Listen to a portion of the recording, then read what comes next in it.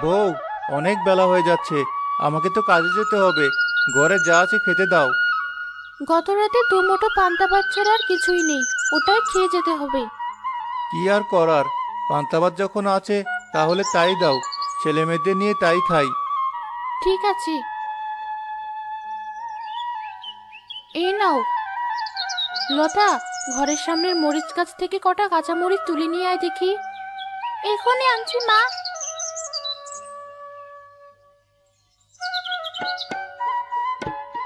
বাবা, এই নাও। আমাকেও একটু দে আপু, একটু জাল করে খাই। আজ কদিন থেকে খালি পান্তা খেয়ে খেয়ে মুখটা একদম পানসে হয়ে গেছে। হ্যাঁ, আমারও।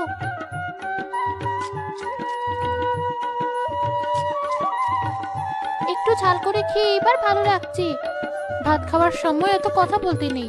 ভালো লাগছে ভালো কথা। চুপ করে খা। বেশি কথা বললে ভাত গলায় আটকে যাবে। বুঝলে বউ, গরিবের পেট বড় অদ্ভুত জিনিস। এই পেট পচা বাসি সবই হজম করতে পারে। গরিবের মুখও খুব অদ্ভুত, এই মুখে সবই মজা লাগে। কিন্তু এভাবে আর কতদিন চলবে? তোমার আর আমার কথা না হয় বাদ দাও, কিন্তু ছেলে মেয়েদের মুখের দিকে একবার তাকিয়ে দেখো। আচ্ছা, আজ একটা ব্যবস্থা অবশ্যই করব। ঠিক আছে, তাই করো। আমি তাহলে কাজে গেলাম। রোজ রোজ এদের এসব দুঃখের কথা শুনতে আর ভালো লাগে না। এদের কি কোনোদিন অভাব শেষ হবে না নাকি? কোথায় এরা ভালো ভালো রান্না করবে আর হাড়গোড় এনে ফেলে দেবে, তারপর আমি সেগুলো খাবো। সেসব তো দূরের কথা, রোজ রোজ এদের শুধু মরিচ দিয়েই ভাত খেতে হয়। আর ভালো লাগে না। আমাকে নতুন একটা বাড়ি খুঁজতে হবে, যে বাড়িতে রোজ ভালো মন্দ রান্না হবে আর আমি রোজ হাড়গোড় খেতে পারবো। কিন্তু এই অলস শরীর নিয়ে আমার যার কোথাও যেতে ইচ্ছে করছে না। আর কদিন থাকি, তারপরও যদি এদের কোনো পরিবর্তন না হয় তখন চলে যাব। বিকেল তো হয়ে এলো। এবার গিয়ে মোড়লের কাছে আমার বেতনটা চাই। যে করে হোক কিছুটা কাজ আমাকে নিতেই হবে। কি ব্যাপার রবি, এই সময় তুই এখানে কেন? কি চাস? কিছু চাই না। মোড়ল মশাই কোথায়? ওনার সাথে দেখা করতে এসেছি। তোর কথা শুনে মনে হচ্ছে মোড়ল মশাইয়ের সাথে চাইলে দেখা করা যায়। কেন দেখা করা যাবে না? আমার একটু দরকার আছে। ও, দরকার আছে বললেই হলো? তোর দরকার তো আমার কি? মোড়ল মশাইয়ের সাথে দেখা করতে দেওয়া যাবে না। এই লেঠেল, বাইরে তো হট্টগোল কিসের? কি হয়েছে? মোড়ল মশাই, রবি এসেছে। আপনার সাথে দেখা করতে যাচ্ছে। আমি শুধু বলেছি দেখা করা যাবে না, তাতেই ও আমার সাথে ঝামেলা শুরু করেছে। আচ্ছা, ওকে ভেতরে আসতে বল। এই রবি, ভেতরে আয়। মোড়ল মশাই ডাকছেন। কি হয়েছে? কাজ শেষ করে বাড়ি না গিয়ে এখানে কি? মোড়ল মশাই, কয়েক মাস হয়ে গেল আপনি আমার বেতন দিচ্ছেন না। আমার সংসার চালাতে অনেক কষ্ট হচ্ছে। দয়া করে আমার বেতনটা এবার দিন। এমন ভাবে বলছিস যেন আমি তোর টাকা আত্মসাৎ করে ফেলবো। আরে বাবা, আমি কি ইচ্ছে করে তোর টাকা আটকে রেখেছি? আমার ব্যবসার কি অবস্থা সেটা কি তুই দেখছিস না? তাই বলে আপনি আমার বেতন আটকে রাখবেন? আপনার সবকিছু ঠিকভাবে চলছে, শুধু আমার বেতনটাই আপনি দিতে পারছেন না। দেখ, এসব ফালতু কথা বলে আমার মেজাজ খারাপ করে দিস না। আমার কোনো কিছু ঠিকভাবে চলছে না। টাকার জন্য আমার কত কিছু আটকে আছে, সেটা একমাত্র আমিই ভালো জানি। সেদিনও শুনলাম আপনার বাড়িতে আত্মীয় স্বজন নিয়ে বিশাল খাওয়া দাওয়ার আয়োজন করেছেন। সে তো তাদের টাকাতেই করেছে, আমার এক পয়সাও খরচ হয়নি। সে যাই হোক, আমাকে আজ আপনার টাকা দিতেই হবে। আমার ছেলেমেয়েরা না খেয়ে অনেক কষ্ট করছে। আমি তাদের জন্য বাজার করব। আহ, এই সময় আমি টাকা কোথায় পাবো বল দেখি? আচ্ছা, এই রেটেল, রবিকে 50 টাকা দিয়ে দে দেখি। আমার হাতে টাকা আসলে তোকে দিয়ে দিচ্ছি।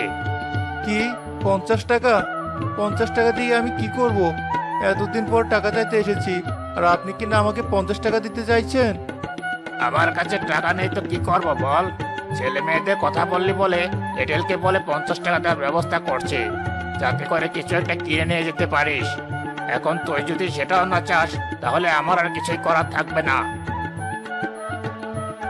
এই 50 টাকা না নিলে এই মোড়ল আমাকে 1 টাকাও দেবে না।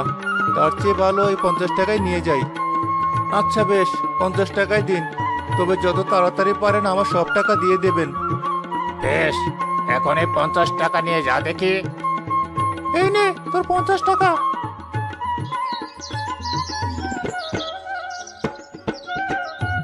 মোড়ল মশাই, দেখলেন তো রবি কিভাবে টাকার কথা বলে চলে গেল।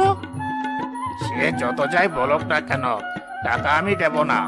আর সেজন্য তো ওকে কাজে নিয়েছিলাম। কিন্তু ও যেভাবে টাকা চেয়ে গেল, তাতে মনে হচ্ছে টাকা না নিয়ে ও ছাড়বে না। সে সুযোগ ওকে আমি দেব না। এভাবে 50-100 টাকা করে দিয়ে দিয়ে আটকিয়ে রাখবো। এরপর সময় সুযোগ বুঝে একটা দোষ ওর ঘাড়ে চাপিয়ে দিয়ে বিদায় করে দেব। তখন আর টাকার জন্য জোর করতে পারবে না। আপনার বুদ্ধির সাথে এই দেশের মন্ত্রীরাও পারবে না মোড়ল মশাই। এ এ এ একটু বুদ্ধি করে না চললে এই দুনিয়ায় আগানো যায় না। এবার তুই যা, আমি একটু বিশ্রাম নেব এখন। মাঠ থেকে তো বাড়ির দিকে যাচ্ছি, কিন্তু এভাবে খালি হাতে বাড়িতে যাব কি করে? ছেলে মেয়ে আর বউ নিশ্চয় আশা করে বসে আছে যে কিছু না কিছু নিয়ে যাব, কিন্তু এই 50 টাকায় কি বা পাবো? তবু একবার বাজারে গিয়ে দেখি। আসুন ভাই আসুন। আসুন ভাই আসুন, সবজি নিয়ে যান, সবজি, টাটকা টাটকা সবজি। এই 50 টাকা নিয়ে মাছ মাংসের দোকানে গিয়ে অপমানিত হয়ে লাভ নেই। তার চেয়ে ভালো ওই সবজি দোকানে যাই, তাহলে অন্তত 4-5 কেজি সবজি নিয়ে যেতে পারবো আর বেশ কিছুদিন খেতে পারবো। দোকানদার ভাই, এই বেগুন কত টাকা কেজি? 120 টাকা কেজি। কয় কেজি নেবেন বলেন? কি বলছেন এইসব? বেগুন 120 টাকা কেজি কি করে হয়? আমার সাথে কি আপনি মজা করছেন? 150 টাকা কেজি ছিল, কবে এখন 120 টাকা কেজি হয়েছে। কিসব আবল তাবল কথা বলছেন আপনি? 20 টাকা কেজির বেগুন কিনা 120 টাকা কেজি? আপনি কি অন্য দেশ থেকে এসেছেন? দেখুন ভাই, এখন বেচা কেনার সময়, অযথা আমার সাথে মশকরা করবেন না। নেওয়ার হলে নেন, তা না হলে চলে যান। আমাকে কি দেখে মনে হচ্ছে আমি আপনার সাথে মশকরা করতে এসেছি? আসলে অনেকদিন বেগুন কেনা হয়নি, তাই সঠিক দাম জানি না। আচ্ছা, এই বরবটিগুলো কত টাকা কেজি? এগুলো 60 টাকা কেজি। কি জ্বালায় পড়লাম, সবকিছুর এত দাম। এদিকে আমার কাছে আছে মাত্র 50 টাকা। দোকানদারকে যদি বারবার এটা সেটার দাম জিজ্ঞেস করি, তাহলে সে বিরক্ত হয়ে আমার কাছে আর কিছু বিক্রি করতে চাইবে না। তার চেয়ে ভালো সত্যি কথাটাই বলি। এই যে ভাই, কি হলো? এখানে দাঁড়িয়ে কি ভাবছেন? কিছু নিলে নেন, নাহলে চলে যান। ভাই, দয়া করে রাগ করবেন না। আসলে আমার কাছে মাত্র 50 টাকা আছে, এর মধ্যে যা সবজি হয় তাই দিন। বুঝতে পেরেছি। আসলে এখন বাজারে সব জিনিসের অনেক দাম। আপনি চাইলে এই কুমড়োগুলো নিয়ে যেতে পারেন। 5 কেজি 50 টাকা দিলেই হবে। এগুলো একটু পচা, কেউ তেমন নিতে চায় না, তাই কম দামে আপনাকে দিয়ে দিচ্ছি। বিচির দিক থেকে একটু বেশি করে কেটে ফেলে দিলেই খেতে পারবেন, কোনো অসুবিধা হবে না। ঠিক আছে, তাই দিন। খালি হাতে যাওয়ার চেয়ে এটা নিয়ে যাওয়া অনেক ভালো।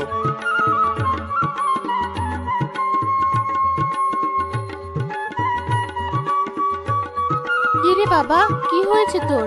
এভাবে মুখ ভার করে বসে আছিস কেন? একটা করতে বেরিয়েছিলাম, সবাই বাড়ি থেকে ভালো ভালো খাবারের গন্ধ ছড়াচ্ছে। পোলাও, মাংস, তালের পিঠা, আরো কত কি। আমরা এসব চোখেই দেখতে পাই না, খাওয়া তো অনেক দূরের কথা। তার মানে এই গ্রামের অনেক বাড়িতে ভালো মন্দ রান্না হয়, শুধু এরাই এত গরিব। আর আমি ভুল করে এদের বাড়িতে এসে উঠেছি। কাল পরশু আমি নতুন বাড়ি খুঁজতে বের হব। অন্যের খাওয়া দেখে এভাবে আফসোস করতে হয় না বাবা। মা, আশেপাশে সবাই কত ভালো ভালো খাবার খায়, আর আমরা তরকারি দিয়ে দুমুঠো ভাতও খেতে পাই না। তাহলে কি আফসোস করবো না? না, সৃষ্টিকর্তার কাছে দোয়া করবি যেন আমাদেরও আল্লাহ তৌফিক দান করেন। আর তোর বাবা সকালে বলেছে তো আজ কিছু নিশ্চয়ই নিয়ে আসবেন। কই, কোথায় গেলে? ওই দেখ, বলতে না বলতেই তোর বাবা চলে এসেছে। বাবা, কি নিয়ে এসেছো এতগুলো? কুমড়ো নিয়ে এসেছি মা। তোর মাকে বল সুন্দর করে কুমড়োগুলো ভাজি করতে। কই দেখি। এ কি, এই কুমড়ো থেকে এমন পচা গন্ধ আসছে কেন? টাকা দিয়ে পচা জিনিস কিনে নিয়ে এসেছো? না মানে, দেখে নিয়ে এসেছি। এসব কি বলছো বাবা? তুমি কি পাগল হয়ে গেলে? দেখি এমন পচা কুমড়ো নিয়ে এসেছো। আমি পাগল হইনি রে মা, মোড়লের কাছে টাকা চাইতে গিয়েছিলাম। সে আমাকে মাত্র 50 টাকা দিয়েছে আর বলেছে এখন কোনো টাকা দিতে পারবে না, ওনার হাতে যখন টাকা হবে তখনই টাকা দেবে। সেই 50 টাকা নিয়ে আমি বাজারে গিয়েছিলাম, কিন্তু বাজারে সবকিছুর দাম এত বেশি যে এই পচা কুমড়ো ছাড়া আর কিছুই কিনতে পারিনি। পচা জায়গা থেকে একটু বেশি করে ফেলে দিয়ে বাকি অংশটুকু রান্না করো। ঠিক আছে, এছাড়া আর তো কোনো উপায় নেই আমাদের।